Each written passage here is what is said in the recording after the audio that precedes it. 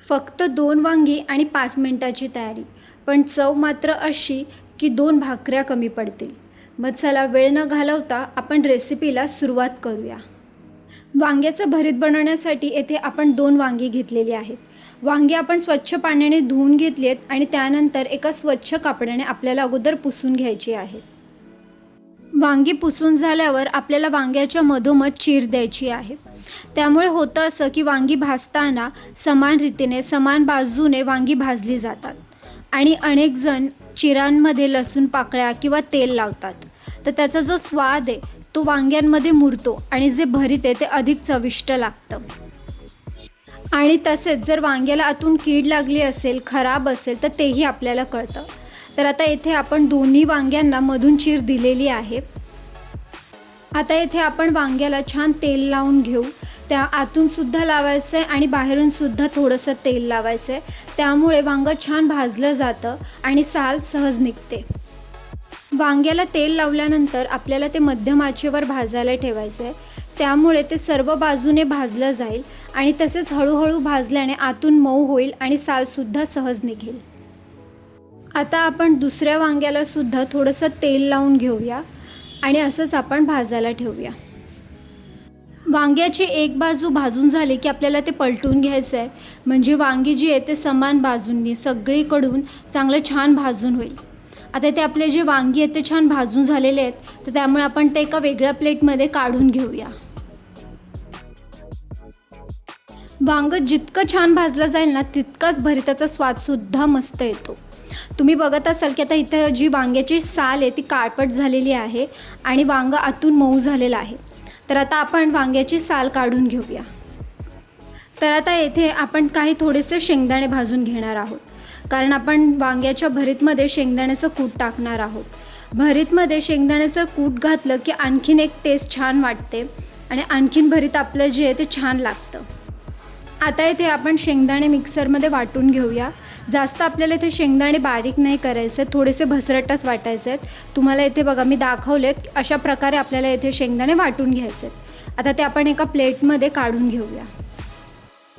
आता येथे आपल्याला हिरवं वाटण तयार करायचं आहे. त्यासाठी आपण इथे 5 ते 6 लसूण पाकळ्या घेतल्यात आणि 4 ते 5 हिरव्या मिरच्या घेतल्यात. तुम्हाला जसं तिखट आवडतं म्हणजे तुम्ही तुमच्या तिखटेप्रमाणे सुद्धा तेवढ्या मिरच्या तुम्ही येथे घालू शकता. थोडंसं आपल्याला येथे जिरं घालायचं आहे, त्याने जे वांग्याचं भरीत आहे त्याची टेस्टसुद्धा छान येते आणि कोथिंबीर घालायची आहे. आता हे सगळं मिक्सरमध्ये आपल्याला छान वाटून घ्यायचं आहे, म्हणजे आपला जो हिरवा मसाला आहे तो तयार. वा, किती छान मस्त आपलं हिरवं वाटण तयार झालेलं आहे. तुम्हाला आम्ही चमच्याने सुद्धा काढून दाखवतो, म्हणजे भरीतला तर किती छान चव येईल. आता यात आपण जे वांग्याचा आपण जो आतला मऊ भाग काढलेला ना तो सुद्धा यात आपल्याला घालायचा आहे, म्हणजे मिक्स करायचं आहे. मिक्सरमध्ये फक्त 1-2 पल्स द्यायचे आहेत, जास्त मिक्सर आपल्याला चालू ठेवायचं नाही आहे. नाहीतर आपल्याला जे वांग्याचं जे भरीत आहे ते जर आपण जास्त बारीक केलं तर ते पेस्टसारखं तयार होईल आणि आणखीन मऊ लागेल. सर्व साहित्य असे मस्तपैकी रेडी झालेले आहेत. आता आपण वांग्याचं भरीत बनवायला सुरुवात करूया. त्यासाठी एक कढई घेतली आहे, त्यात आपण थोडंसं तेल घातलं आहे. तेल गरम झालं की त्यात आपल्याला कढीपत्ता घालायचा आहे. त्यानंतर आपल्याला एक मोठा कांदा चिरून तो आपल्याला इथे घालायचा आणि कांदा छान परतून घ्यायचा आहे. कांदा आपल्याला इथे गुलाबी होईपर्यंत छान मस्त परतून घ्यायचा आहे. कांदा आपला इथे मस्त परतून झाला की त्यात आपल्याला थोडीशी हळद घालायची आणि छानपैकी आपल्याला हे सर्व साहित्य मिक्स करून घ्यायचं आहे.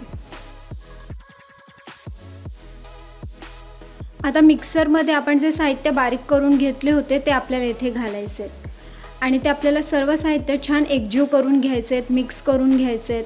तुम्हाला हवं असेल तर तुम्ही मिरची आणि जे आपण हिरवा मसाला तयार केला होता ते अगोदरसुद्धा घालू शकता, पण आम्ही सोबतच मिक्सरमध्ये बारीक केलं होतं म्हणून आम्ही इथे एकत्रच घातलं आहे. जेव्हा आपण सर्व साहित्य एकजीव करून घेतो तेव्हा या टप्प्यावरच इतका सुंदर सुगंध येतो की भूक आणखी वाढते आणि वांग्याचं भरीत तर भाकरीसोबत तर अजून छान लागतं. आता सर्व साहित्य मिक्स करून झाल्यानंतर आपल्याला काही वेळ असं झाकण ठेवायचं आहे.